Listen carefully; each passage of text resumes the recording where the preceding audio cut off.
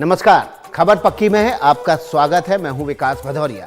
खबरों के सिलसिले को आगे बढ़ाते हैं और रोज की तरह आपके सामने इस खास बुलेटिन में हम एक्सक्लूसिव जानकारी साझा करेंगे। एक्सक्लूसिव रिपोर्ट लेकर आए हैं। आज हम अगले आधे घंटे में हम देश की बड़ी राजनीतिक हलचल पर बात करेंगे। चुनावी रण में क्या चल रहा है ये आपको ग्राउंड से जानकारी भी हम पहुंचाएंगे। तो चलिए खबरों के सिलसिले को शुरू करते हैं और बात कर लेते हैं प्रधानमंत्री नरेंद्र मोदी के ऐलान की। उन्होंने ऐलान किया है कि आने वाले 5 साल अभूतपूर्व होंगे, बड़े बड़े फैसलों पर काम होगा और उत्तराखंड के रुद्रपुर में पीएम मोदी ने अपनी पहली चुनावी रैली की है। उन्होंने कहा कि पिछले 10 साल का विकास ट्रेलर है, अभी तो देश को बहुत आगे ले जाना है। अब सवाल यह है कि इस बार मोदी सरकार आती है तो अगले 5 साल में क्या क्या होगा। आज हम आपको बताने जा रहे हैं कि मोदी अगले 5 साल में क्या कुछ करने जा रहे हैं।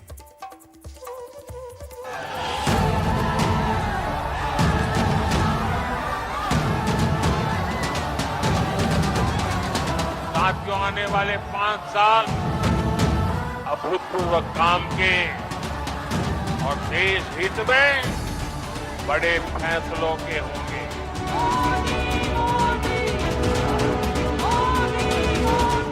देवभूमि उत्तराखंड में पीएम मोदी ने अपनी पहली चुनावी रैली कर शंखनाद कर दिया। मोदी को मजबूत करोगे, मोदी को नई ताकत दोगे, मोदी को नई ऊर्जा दोगे। उनकी बातों में अपनी सरकार के काम का ब्यौरा था, विपक्ष पर हमला था, तो देश को अगले 5 साल में आगे ले जाने की सोच। साथियों, आने वाले 5 साल पीएम मोदी ने साफ कहा कि पिछले 10 साल तो विकास का ट्रेलर था, अगले 5 साल में देश के लिए अभूतपूर्व काम करना है।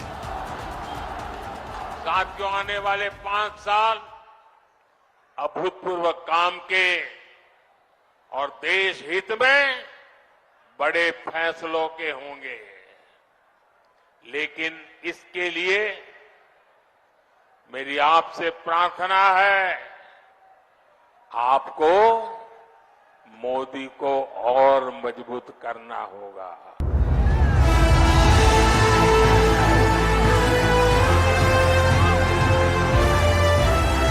पिछले 10 साल की बात करें तो मोदी सरकार कड़े फैसले लेने के लिए जानी जाती है।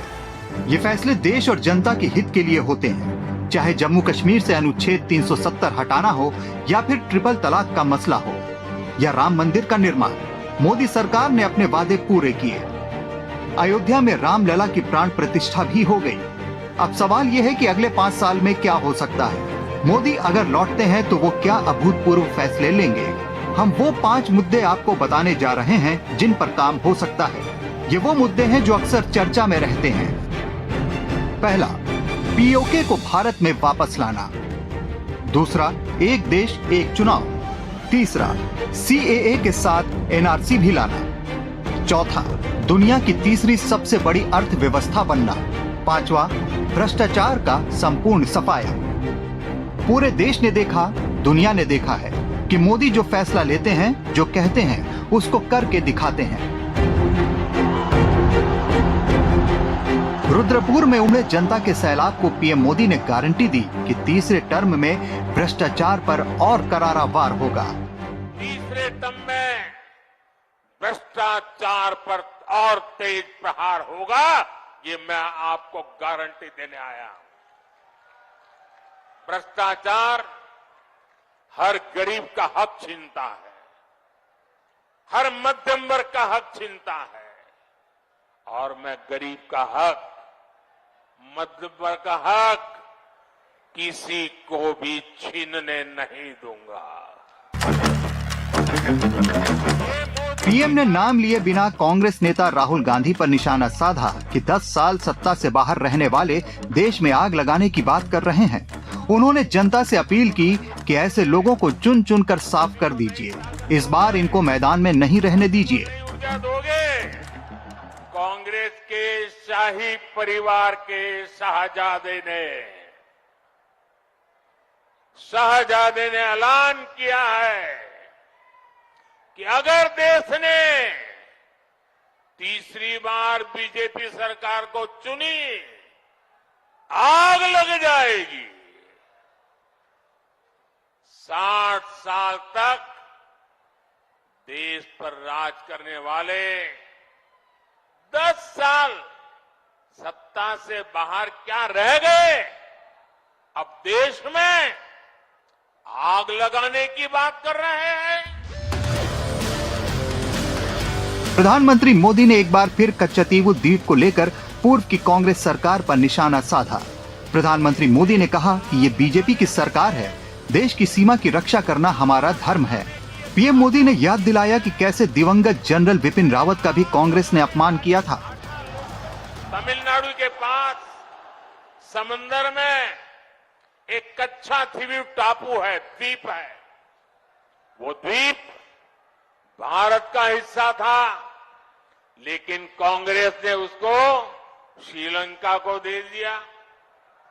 अब इस द्वीप के आसपास भी कोई भारतीय मछुआरे गलती से चला जाता है तो उसे गिरफ्तार किया लिया जाता है, जेल में बंद कर दिया जाता है। उत्तराखंड के लोग भूल नहीं सकते कि इसी कांग्रेस ने देश के वीर सपूत स्वर्गीय बिपिन रावत जी तक का अपमान किया था। बीजेपी और एनडीए ने 2024 के लिए नारा दिया है कि अब की बार 400 पार। पीएम मोदी ने भी ऐलान कर दिया है कि अगले 5 साल वो काम होंगे जो पहले नहीं हुए। रुद्रपुर उत्तराखंड से ब्यूरो रिपोर्ट, एनडीटीवी इंडिया।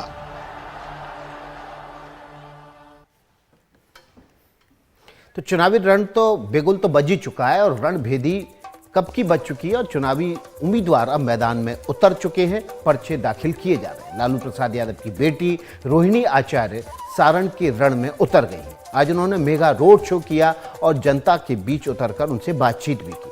वहीं बीजेपी के उम्मीदवार मेरठ से भगवान राम की भूमिका निभाने वाले अरुण गोविल ने भी आज पर्चा दाखिल कर दिया है।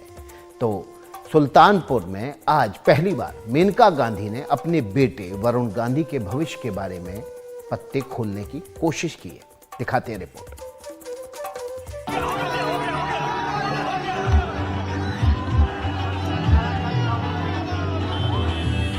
लोकसभा चुनाव का प्रचार जोरों पर है। सभी पार्टियों के स्टार प्रचारकों ने पूरा जोर लगा दिया है। राष्ट्रीय जनता दल के अध्यक्ष लालू प्रसाद यादव की बेटी रोहिणी आचार्य ने चुनाव प्रचार का शंखनाद कर दिया। वो पूरे लाभ लश्कर के साथ सारण के रण में उतर गई हैं। पहले दिन ही चुनावी मैदान में रोहिणी ने मेगा रोड शो किया। इस रोड शो में हजारों आरजेडी कार्यकर्ताओं और समर्थकों की भीड़ जुटी। रोहिणी आचार्य पर जमकर फूलों की बारिश की गई। रोहिणी ने कहा कि ये सारण की जनता का प्यार है। ऐसा प्यार मेरे माता पिता भाई को मिला है, वही प्यार और आशीर्वाद आज मुझे मिल रहा है। मैंने अपने पिता को किडनी दी, लेकिन सारण की जनता के लिए मेरी जान हाजिर है।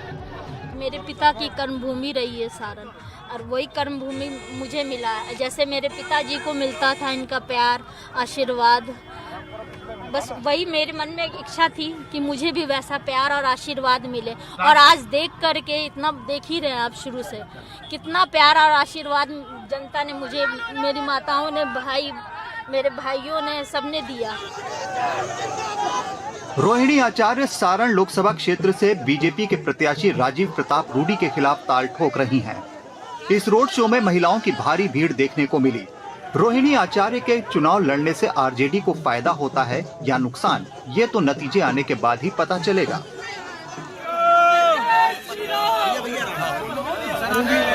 टीवी पर रामायण सीरियल में श्री राम के किरदार से मशहूर हुए अरुण गोविल मेरठ से बीजेपी के उम्मीदवार हैं। उन्होंने पर्चा दाखिल कर दिया है। अरुण गोविल को टिकट 3 बार के सांसद रहे राजेंद्र अग्रवाल के बदले दिया गया है। नामांकन पर जाने से पहले अरुण की पत्नी श्रीलेखा गोविल ने उनकी आरती उतारी। हर व्यक्ति नहीं कहना चाहिए मुझे, हर व्यक्ति मेरे पांव छूना चाहता है, बल्कि लोग साष्टांग दंडवत भी कर रहे हैं। हर व्यक्ति ये कहता है कि मेरे सर पर हाथ रख दीजिए। वो चाहे यंग हो, जो हमारी माताएं हैं, बहनें हैं, जो मुझे देखने में लगती हैं कि शायद मेरे से उम्र में बड़ी होंगी, उनको भी मेरा आशीर्वाद चाहिए। पर्चा भरने के बाद अरुण गोविल ने मेरठ में रोड शो किया।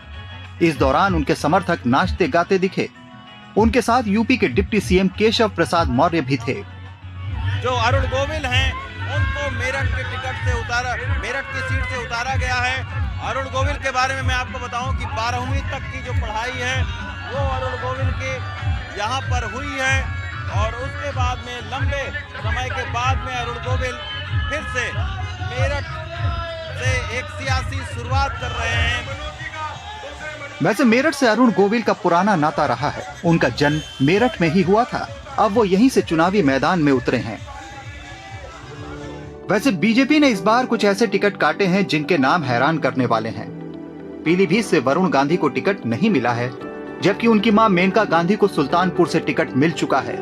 अपने बेटे का टिकट कटने पर मेनका पहली बार कुछ बोली हैं। उन्होंने कहा है कि अभी काफी समय है, देखते हैं आगे वरुण जी क्या करेंगे पॉलिटिक्स में। अभी उनसे पूछिए बेटे, आप मानता है उनकी, फिर भी आप उनसे पूछिए। इलेक्शन के बाद देखते हैं, लंबा समय है। वरुण का पीलीभीत से टिकट कट चुका है। आगे उनका राजनीतिक भविष्य क्या होगा, इस पर सस्पेंस बरकरार है। सारण में मनीष कुमार और मेरठ में रवीश रंजन शुक्ला के साथ ब्यूरो रिपोर्ट, एनडीटीवी इंडिया। तो वरुण गांधी के लिए जो लंबा समय है वो कितना है, ये आने वाले वक्त में पता चलेगा। लेकिन अभी छोटे से ब्रेक का वक्त है। ब्रेक के आगे आपको हम दिखाएंगे कि दिल्ली की राजनीति, जहां दिन भर हलचल रही, क्या हो रहा है वहां।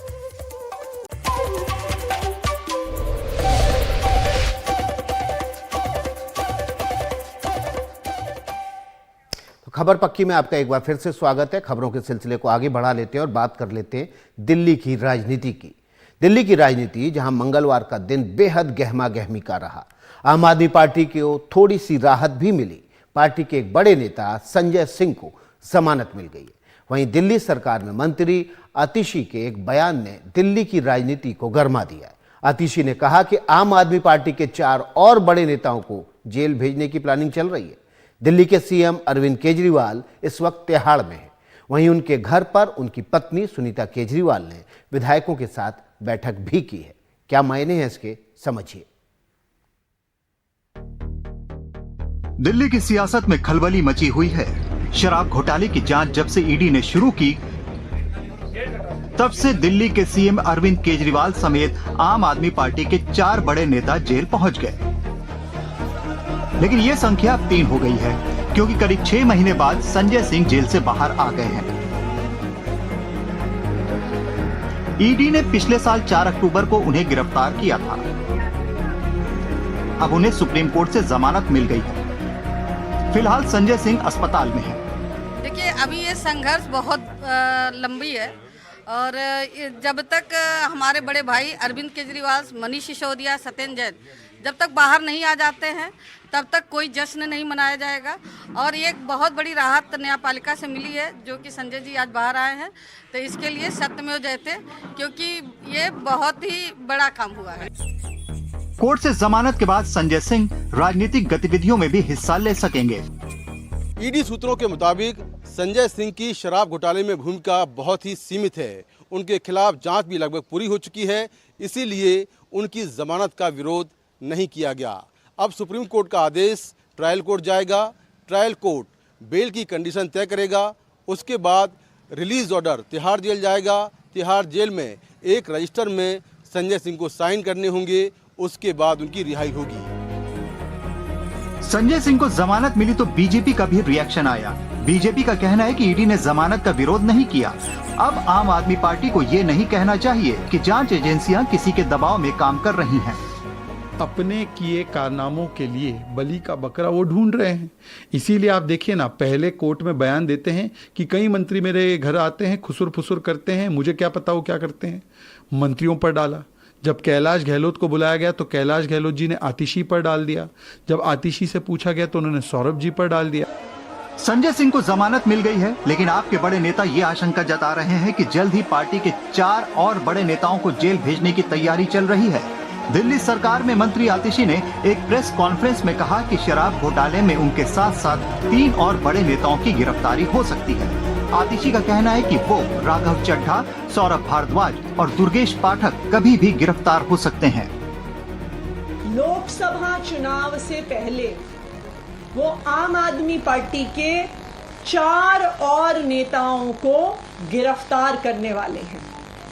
वो मुझे गिरफ्तार करेंगे, वो सौरभ भारद्वाज को गिरफ्तार करेंगे, वो दुर्गेश पाठक को गिरफ्तार करेंगे और वो राघव चड्ढा को गिरफ्तार करेंगे। ये तो खुल्लम खुल्ला गुंडागर्दी हो गई। ये तो दादागिरी हो गई कि भाई आपको इसको गिरफ्तार करोगे, नहीं तो इसको करोगे, नहीं तो इसको करोगे, नहीं तो इसको करोगे, ये नहीं होंगे तो बाकियों को करोगे।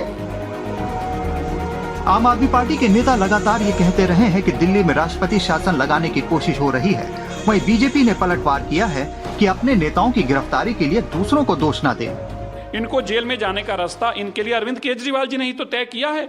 उन्होंने कोर्ट में खड़े होकर कहा, जब कोर्ट में खड़े होकर कहा तब आतिशी जी, सौरभ भारद्वाज जी और अरविंद केजरीवाल तीनों कोर्ट में थे। जब ईडी ने उनका बयान पढ़ के सुनाया कि ये कह रहे हैं कि पैसे का लेन देन विजय नायर कितना करता था, किससे करता था, आतिशी और सौरभ भारद्वाज जी को पता है। अरविंद केजरीवाल जी दिल्ली के मुख्यमंत्री थे, अरविंद केजरीवाल जी दिल्ली के मुख्यमंत्री हैं और अरविंद केजरीवाल जी ही दिल्ली के मुख्यमंत्री रहेंगे। संजय सिंह के आ जाने से एक फेस आम आदमी पार्टी को इस समय मिल गया है, जो अगर सामने आके कुछ बात कहेगा तो उसकी बात जो है पार्टी के अंदर और बाहर दोनों जगह स्वीकारी जाए। वैसे एक बात तो तय मानी जा रही है कि दिल्ली की राजनीति में भले ही आने वाले दिनों में कुछ नए मोड़ आए, लेकिन आम आदमी पार्टी की बागडोर अरविंद केजरीवाल के ही हाथ में रहेगी। दिल्ली में मुकेश सिंह सेंगर और शरद शर्मा के साथ ब्यूरो रिपोर्ट, एनडीटीवी इंडिया। फिलहाल वक्त हो गया है Rijat Shah video of the day का। Hello moto. मोटोरोला भारत का सबसे अच्छा 5G स्मार्टफोन ब्रांड।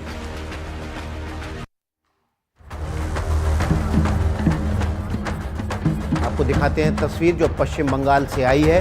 राज्य के सीएम ममता बनर्जी जलपाईगुड़ी पहुंची। वहां उन्होंने आदिवासियों के साथ उनका पारंपरिक नृत्य किया।